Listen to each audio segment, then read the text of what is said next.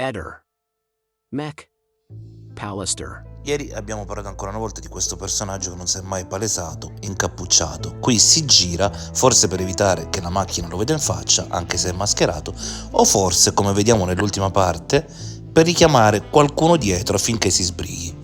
Pochi metri più avanti, prima di fare quella strana virata e passare a ridosso dei cassonetti, lo vediamo piegarsi a terra o per raccogliere qualcosa o per lasciare qualcosa. E invece andiamo a Gabriella Micheli che nella sua discesa, come abbiamo sempre detto, a un certo punto saluta due conoscenti. Lei si vede nitidamente sbracciarsi e la persona di sinistra che comparirà adesso in basso allo schermo nell'ultima parte del video alza il braccio per rispondere al saluto. Bisognerebbe chiedere agli inquirenti a Gabriella se hanno parlato con queste due persone che ci potrebbero dare una testimonianza molto importante. Liliana alle 8:43:27 gira per sempre questo vicolo seguita dal personaggio misterioso.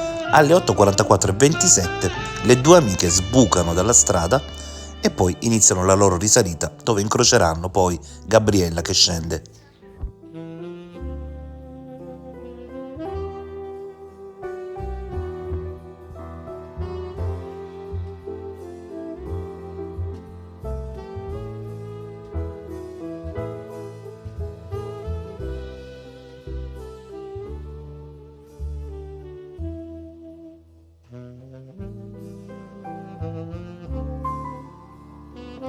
Alle 8:44:28 loro iniziano a salire via Damiano Chiesa, un minuto dopo Liliana.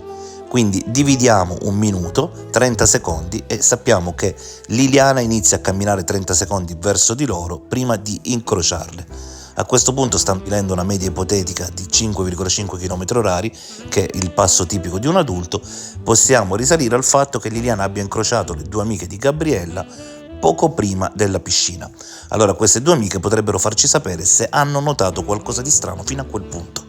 Per la cronaca, mentre passano le due amiche di Gabriella, arriva anche il proprietario di quell'auto posteggiata in quel punto un po' scomodo, che mette una borsa nel sedile di dietro e parte. Considerando che quando parte le amiche di Gabriella hanno completato il tragitto, lui incrocerà Liliana dalle parti di Iva la fruttivendola.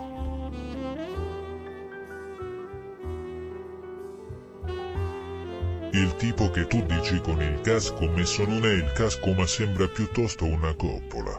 Il casco se lo mette dopo. Inoltre arriva con la busta azzurra e un pacco bianco che poggia per terra.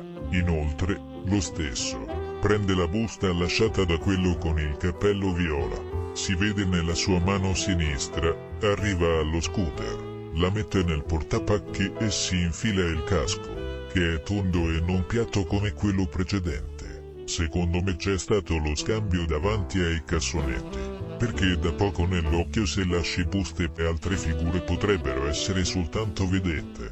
Ehi, non dimenticare di iscriverti a questo canale.